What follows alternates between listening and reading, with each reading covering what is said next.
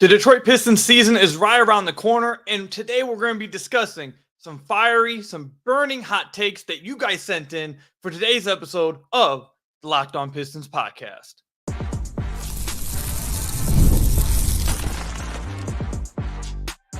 You are Locked On Pistons, your daily Detroit Pistons podcast, part of the Locked On Podcast Network, your team every day. What's the deal? Welcome back to another episode of the Locked On Pistons podcast. Per usual, I'm your host, Kuka Hill. You can find me over on Twitter at Kuka Hill. I want to thank you guys for making Locked On Pistons your first listen of every single day. We're free and available on all your podcast platforms. If you haven't already, head to the YouTube channel at Locked On Pistons. Hit that subscribe button or leave us a 5-star review on whatever podcast platform you're listening to this on. There's another great way to support the podcast. And today's episode is brought to you by FanDuel. Now through September 22nd, all FanDuel customers can bet $5 and get a 3-week free trial of NFL Sunday Ticket from YouTube and YouTube TV. Visit FanDuel.com to get started today. You'll hear a little bit more about FanDuel later. I want to thank you guys again for making Locked On Pistons your first listen of every single day. We're live with this podcast. Well, we've been going live for a lot of podcasts recently. So if you want to be a part of the live audience and be in the live comments, go hit that subscribe on the YouTube channel or leave us a 5-star review, whatever podcast platform you're listening to this on. That's another great way to support the podcast. So today's episode, we're going through all these burning, fiery, just spicy hot takes that you guys have sent in for the Detroit Pistons upcoming season. That's going to be starting really in just about a month from now. Media Day has been announced to be starting, or will happen, I should say, on September 30th. I will be there. So it should be an interesting time, but Piston season is coming up, man. It's almost here. So we got some hot takes from all of you guys. We got a lot of submissions for hot takes. We got over 100 submissions. So obviously we're not going to be able to go through all of them. So I went through and decided to do this. I'm going to give you guys my 3 hot takes to start off each segment. And then I'm going to go through the rest of your guys' hot takes that you guys sent in. So in this one is a hot take that is shared by a lot of people apparently. So this one counts as my hot take, but I'm going to combine like 20 people who sent the same thing in for this episode. So my first fiery, burning, spicy hot take for the Detroit Pistons season this upcoming year. And trust me, I think this is actually a pretty hot take. I'm not going to lie to you. I think by the trade deadline, Trajan Langdon will trade at least 2 of the young core members. That's what I believe is going to happen. I don't know which 2. It could be any 2 besides Cade, to be honest. But I think by the trade deadline, my hot take for this upcoming season is that at least 2 of the young core members will be traded by February. Where is it? February 5th or something is when the trade deadline is. It will be traded by then this upcoming season. Now, it could be for bad reasons. It could be good for good reasons. Who knows? I just think they'll be traded before the deadline. So that's my first burning hot take for this upcoming episode. So let's move on to your guys' hot takes now. Now, this is another one that was very popular, and I really, this is a funny one.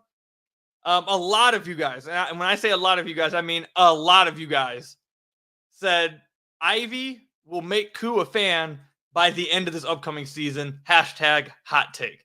Now, look, I can laugh at that because I know that everyone has, I've kind of been labeled like the Ivy hater, so I can laugh at that.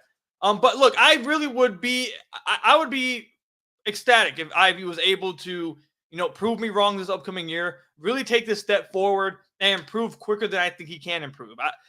Listen, my stance on Jaden Ivey is I'm not shocked if Jaden Ivey would become a really good player in 2027 or 2028. I just don't think it can happen within 1 year. I think I think there's a lot he has to improve on. So if he's able to prove me wrong and do it all within this past offseason and become a legit good player for the Detroit Pistons and make me a fan of his by the end of the year, look, I'd be happy about that. Look, something that I feel like my loyal listeners can say about me, whether you agree with everything I say, whether you disagree with everything I say, no matter what, if you've been here since the beginning, one thing that I've been consistent on, I am not afraid to admit when I'm wrong. And when the facts change, so does my opinion.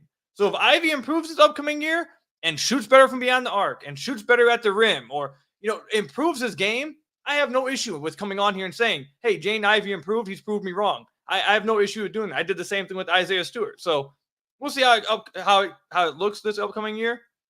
But that was a very popular one. That I can laugh at that one. I can laugh at it. So this is another hot take from Patrick O'Leary. It says, oh no, wrong question. I'm sorry.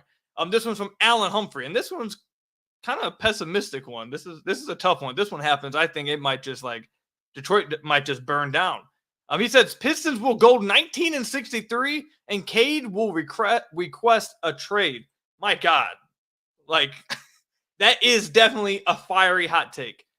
I don't see any way possible the Pistons win less than 20 games. I can't see it. Now, I don't think they made crazy moves this offseason. I don't think they added superstars, but they added NBA players to this team. And they had won 14 games and probably threw away at least 6 games this past year by fumbling end of game stuff or fumbling rotations in the second half. They fumbled a bunch of games where they could have won. So you replace a lot of non-NBA players with players like Malik Beasley, Tim Hardaway Jr., Tobias Harris. You bring back Simone Fontecchio for another stretch. They played much better after the deadline once they got Simone Fontecchio in the limited games that they did get to play before he got hurt. So you bring all those guys back. I cannot see any way. Now, look, I'm not the most optimistic on this upcoming season. I don't think they're going to be winning 40 games or anything. I don't think they're going to be crazy good. But less than 20 games, things would have had to have gone so awry that I can't even imagine what possibly could have happened. Cade would have had to have, knock on wood, get hurt, and multiple other players just get hurt, and then, again, knock on wood, and you're dealing with just two-way players at that point. I can't see any way they win less than 20 games. So 100%, definitely a hot take by Allen here, but I can't see – I just can't – I can't see this. I can't see that one ever happening. I'm not going to lie to you. And to end this one off, and we'll move on to the next segment, this one's from JK on YouTube. It says, you will be apologizing to Ivy midway through this next season, and the Pistons will win their first playoff game since 2008. Definitely another hot take here. The Pistons making the playoffs, and not only making the playoffs, but winning a playoff game. Not a play-in game. Play-in game does not count as a playoff win. He is saying the Pistons would make the playoffs and also get a win. So a top 8 seed and then a win, that's just another one I just can't see happening. That one would be a crazy one as well. If the Pistons were to make the playoffs, a lot of things would have had to go right, such as Cade would have had to make the next step. At least one other player of the young core would have to have made that step with him. Tobias would have to maintain his level. THJ would have to play more he did at the beginning of the last season rather than the back end of the season with the Mavericks. Malik Beasley would have to be much better defensively and continue to be a sniper from beyond the arc. JB Bickerstaff would have had to implement the most perfect strategies on both ends of the floor just for them to make it to the 8th seed. And the only way I could see them even coming close to making the 8th seed is if they made the play-in and then fought their way to winning and getting to the 8th seed. But then at the 8th seed, you're probably playing Boston in the first round. Can they win a playoff game against Boston? I just can't see that one happening. But again, this episode's for burning hot takes, and I respect it. A hot take there. We'll see how many of these hot takes end up coming true. But if you're watching during the live recording, if you have a hot take that you want said on the episode, let me know, again, in the chat. But when we come back, there's a real interesting hot take here concerning the Most Improved Player Award when we come back. If you're looking to buying tickets for any type of event near you, Game Time is the place to go. For procrastinators like me who wait to the last second with everything, often screws me over when I'm trying to get tickets. I end up getting bad seats. I end up paying bad prices, waiting to the last second, but not with Game Time. Game Time has last-minute deals all the way up until the very last second, and sometimes even after the event has already started. And along with this, you can see the view from your seat from within the app. No more getting the tickets and then just showing up to the event hoping that you got the right seats. No, from within the app, you can look at your seats and see, okay, these are the seats I'd like.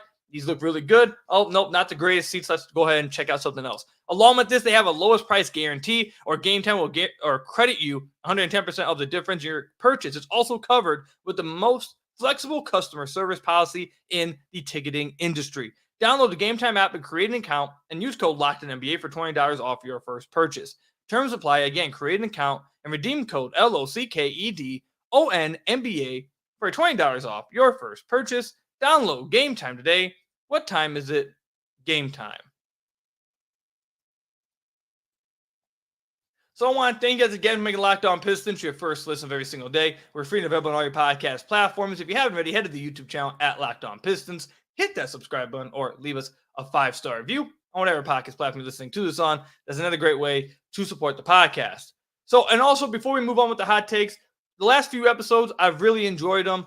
2 episodes ago, we had James Edwards III, former Detroit Pistons beat writer now. He's moved on to being the beat writer for The Athletic for the New York Knicks. But he came on right before he officially moving on and answered a bunch of questions from you guys, talked about any tea he can leave us with, any information, just he gave us a goodbye episode that was really fun. I had a lot of fun with it. And hopefully we have James on again when the Pistons play the Knicks at some point this season. But that was a really cool episode. And then also we had the following episode, Cody Davis, new Detroit Pistons beat writer for the Detroit News, come on and share his thoughts on the team's current state, how he feels about being the beat writer for the Pistons, how he feels living in Detroit, being in this city. And also, he comes from the Houston area. He covered the Houston Rockets. So he brings an interesting parallel between the two rebuilding franchises and how the Pistons can get to where the Rockets got to this past season. So those 2 episodes, I really enjoyed them. I think you guys would really love them. If you haven't checked them out, go check them out now. But getting back to the burning hot takes, there's a few of most improved player of the year hot takes, and they all featured the same player. And it isn't the player I thought I'd see the most being talked about like this. I thought 100% that I would see a bunch of comments saying Jane Ivey will win most improved player of the year award, but I didn't really get to see any of those. What I did see though is Jalen Duren will be an all-star this year. Jalen Duren will be most improved player of the year this season. Jalen Duren will make that big step this upcoming season. And saying he makes a step this year, I won't say is necessarily a hot take, but definitely saying that you think he will be most improved player of the year, I think 100% is a hot take for this upcoming season. Now, look, Jalen Duren, in order for him to be most improved player of the year, some crazy things would have to happen. Because oftentimes, I feel like at least, with most improved player of the year, they're often just looking at the raw numbers. So let's say Jalen Duren improves defensively. It may not mean that translates in the box score where he's averaging 2 blocks a game. He may just become a better defender, not necessarily a rim protector that's getting blocks, but maybe he's a better defender around the rim when it comes to contesting shots. Or maybe he's just a smarter defender and not giving up these bounce passes and letting the roll man get behind him in the pick and roll and drop coverage, like being more attentive on the defensive end of the floor. That could happen. It could really help the Pistons in winning games, but it won't translate to the box score maybe. So he won't be able to win most improved player of the year based off just that. This is a guy who averaged basically 14 points a game and 11.6 rebounds this past year, shooting 62% from the field. And in order for him to, I think, be in the most improved discussion, I think you're talking like close to 20 points a game, like Dwight Howard numbers. Like you're talking about close to 20 points a game, 13 rebounds, and nearly at least a block and a half a game. Like I think those are the type of numbers you have to have after having the season he had this past year to be warranted in the most improved player of the year, especially with how they're giving out this most improved player of the year award. A lot of guys are getting it that were already stars, were making this next step to becoming like a superstar. I guess they give it to those guys like Ja, whatever. But yeah, Duren, I think it's definitely a hot take because Duren would have to do a lot of things box score wise to get the national vote. Like we watch every single game. We would watch every single game and see that he's improved defensively. He's taking this big step and it's translating to wins. But if it's not translating the box score, the national voters are not going to vote for that or consider that versus a guy who goes from, let's say, like 12 points a game to 24 points per game. Like that, he's not going to warrant votes off of that. So he'd have to have it translate in the box score. And I mean, that is a pretty hot take. I would be really happy. All of these hot takes I've said so far, I think I would be really happy to see. I think most fans would be really happy to see. And honestly, this is something I actually want to hear from you guys.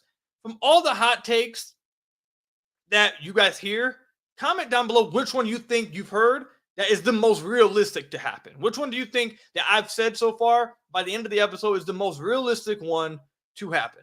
But moving on to the next hot take, I do want to say this though, before we get to that very next hot take, I have to shout out my man, Jody, man.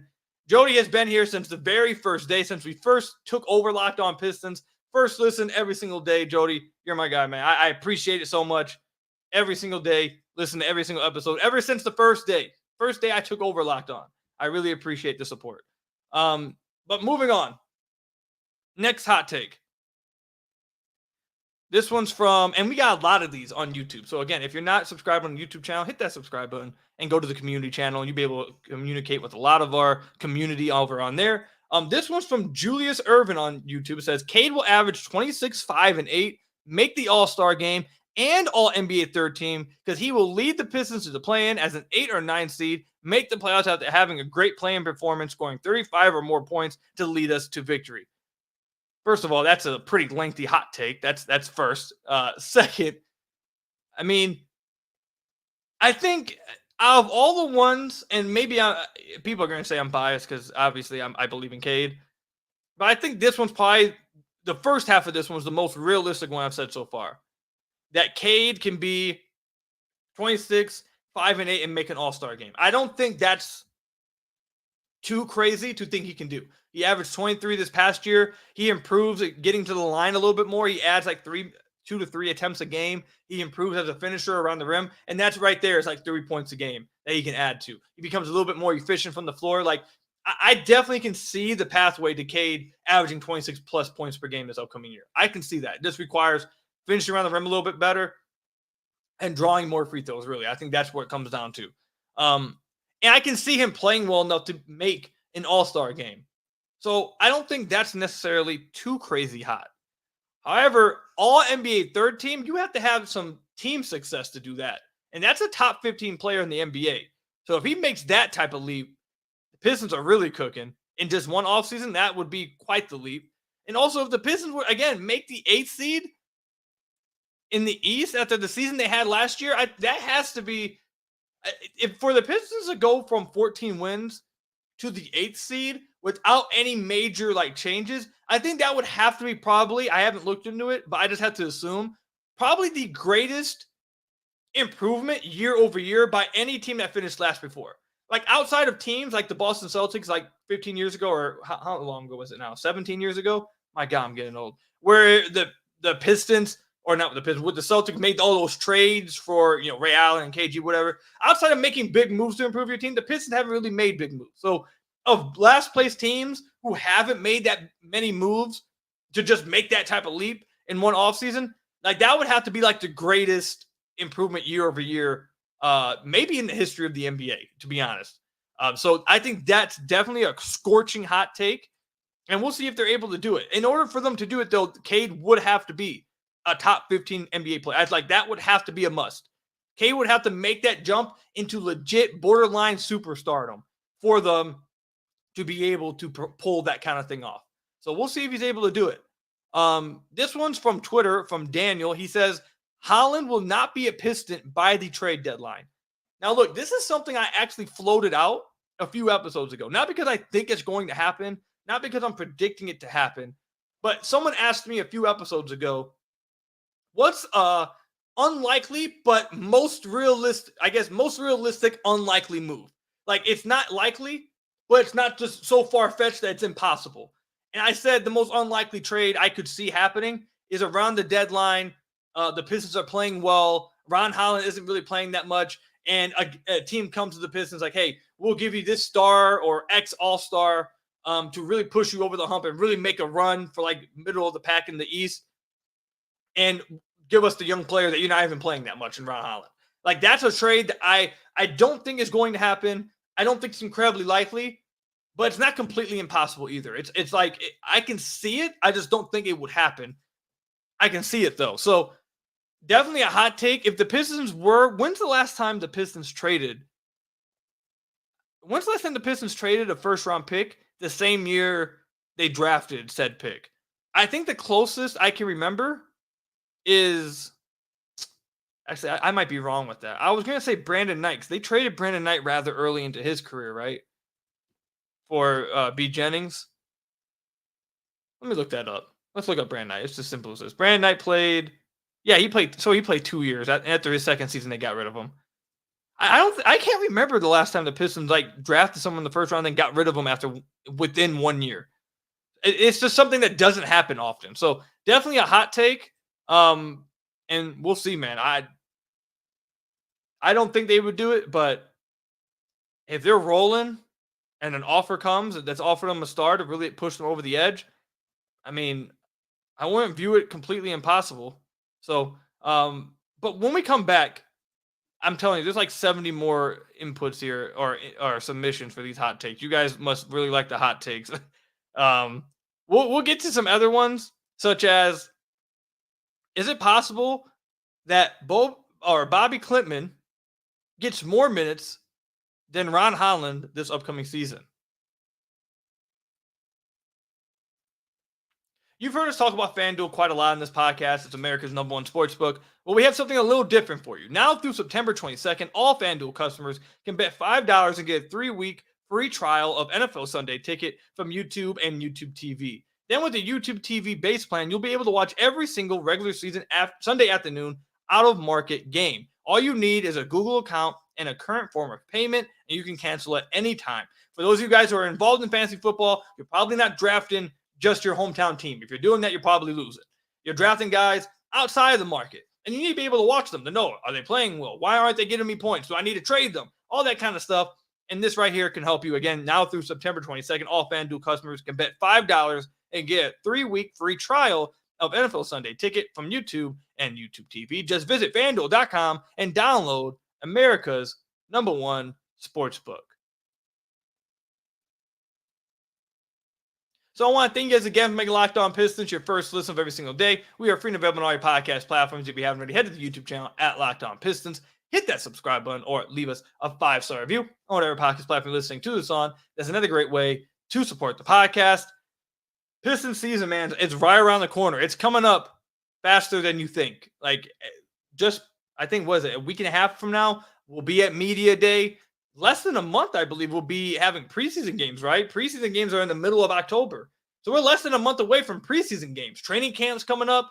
You're going to start hearing a lot more. The podcasts are going to start picking up. We're back to 5 days a week, by the way. There's going to be a lot more to talk about. We're going to be getting all kinds of stories from training camp, from practices.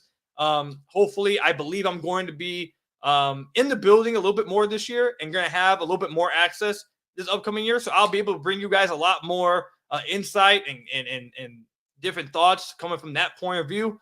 So this is going to be a fun season, man. The season's right around the corner. I can't wait, man. This offseason, I feel like this offseason has been like the slowest offseason for the Pistons in like years. Like easily by far like the slowest one for me since taking over Locked On Pistons. All the other off seasons like went like this and like had a lot of fun stuff to talk about. This off season was quiet and slow and just like, I don't know. I don't. Do you guys feel the same way? I don't know. For me, it feels like that. It feels like it was very slow and honestly a little bit boring this off season. So let me know what you guys think. But anyways, a lot of you guys seem to be fans of Bobby Klintman. Now I understand why. What he showcased in the summer league was a guy who knows his role, plays within that role, plays the right way. Really showcased that those playmaking chops, has size to him.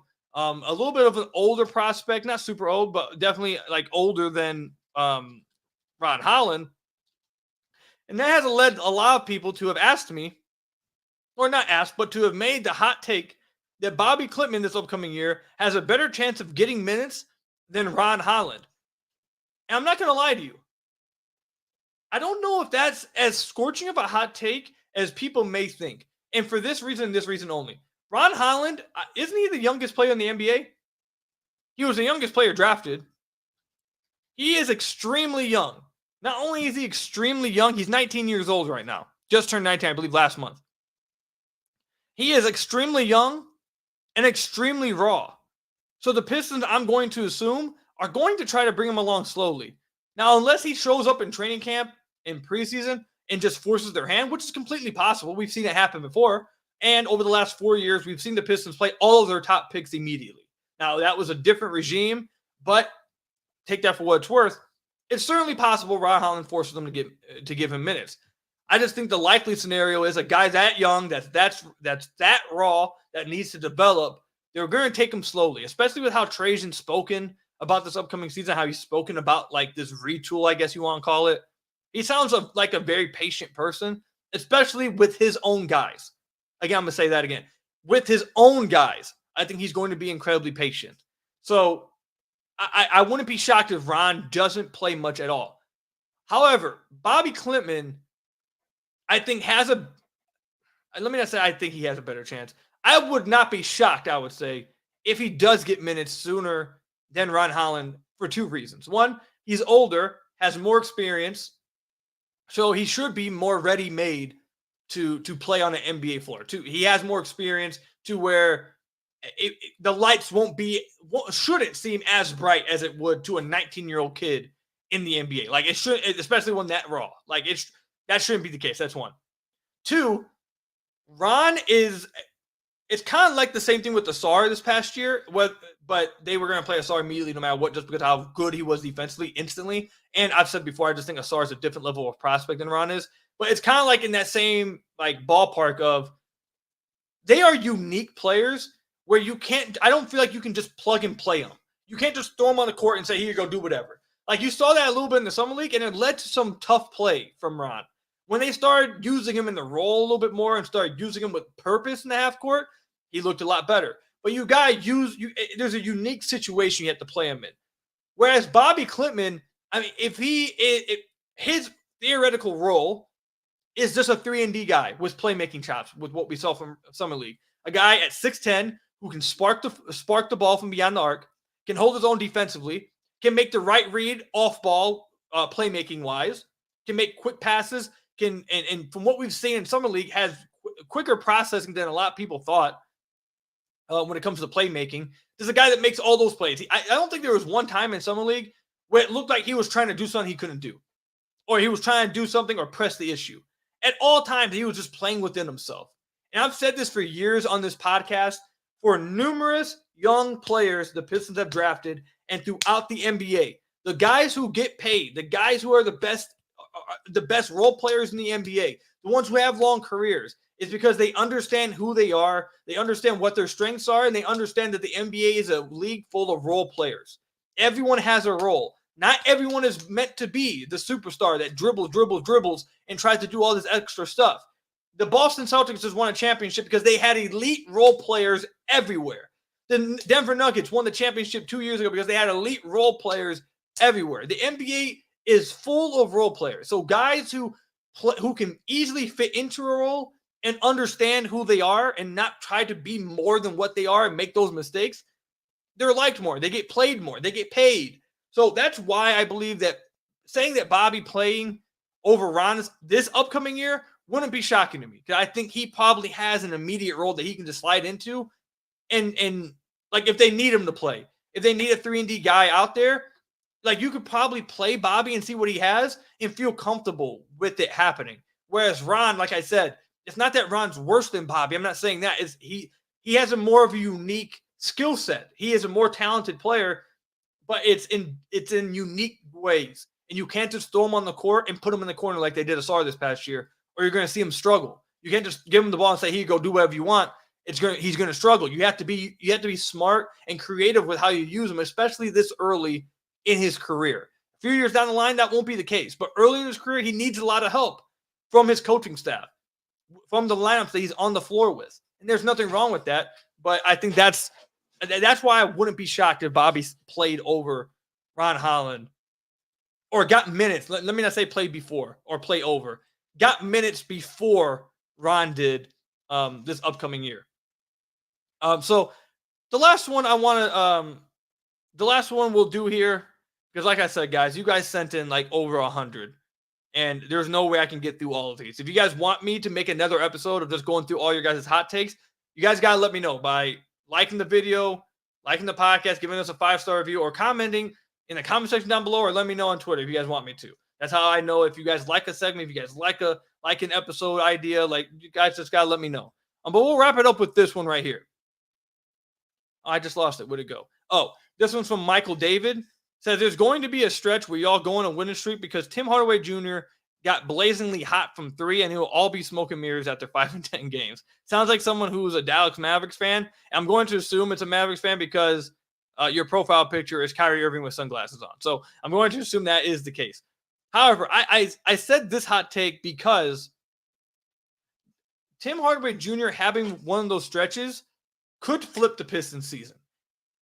Tim Hardaway Jr. having a 10 to 15 game stretch where he's just blazing hot and is providing that type of value off the bench really could flip the Pistons season. He's a very inconsistent player. We know this. I think people who have followed THJ throughout his career know that he's very inconsistent.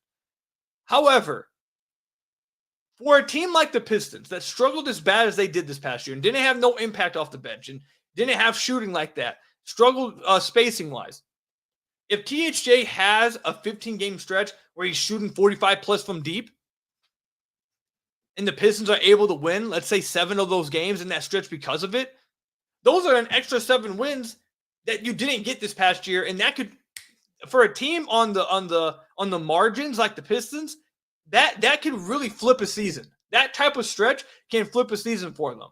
So I think I bring it up because it's going to be on guys like THJ. It's going to be on guys like Malik Beasley. It's going to be on guys like Tobias, Simone. Those guys need to have really legitimate stretches of the season where they are just hot and really elevating the young guys. It doesn't need to last all year, but if you can have a legitimate stretch where it's happening for a decent set of time and it gets the Pistons a few extra wins, the Pistons are not a great team. They're a team that's going to be playing on the margins. And if they can win with those type of margins, again, it can just flip their season like that. So THJ, I think, is actually pretty important for this upcoming year. If he's not playable, that's tough. That's really rough. If he's able to play and give you those 15 games where he just is lights out, that's better than what they had this past year. That's better than what they had a lot the last few years. So, guys, I think the veterans are really important. They need those type of stretches from the veterans to really flip their season, and hopefully they get it. But I don't think it was a hot take. I just thought it was a really good point that I wanted to harp on before we end the podcast. But that's all I've got for you guys today. Let me know in the comment section down below how you guys felt about the hot takes episode. You guys want to submit more hot takes? You want to see more of this? Again, let me know in the comment section down below or over on Twitter at Kuka Hill. Leave us a 5-star review, whatever podcast platform you're listening to this on.